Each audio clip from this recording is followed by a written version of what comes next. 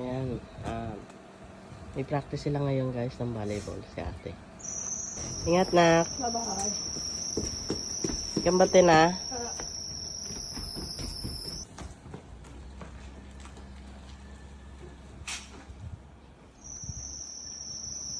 Nagbabike siya ngayon.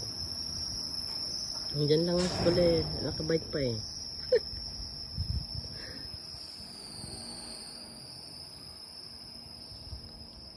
Ang kalaban nila ngayon is yung taga-ibang school.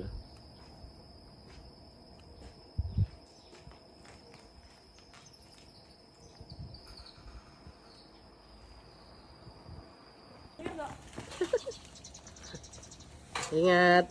Bye-bye. Ayan, papasok na si ate guys.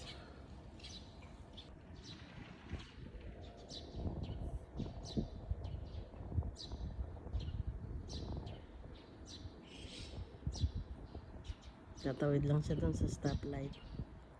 Tapos ayun na yung school nila. Minsan lumalaban sila sa ibang lugar. Pero ngayon dyan lang daw sila sa school. Yung ibang school ang pupunta dyan sa school nila para lumaban. Ayun ang mga kasama niya sa volleyball.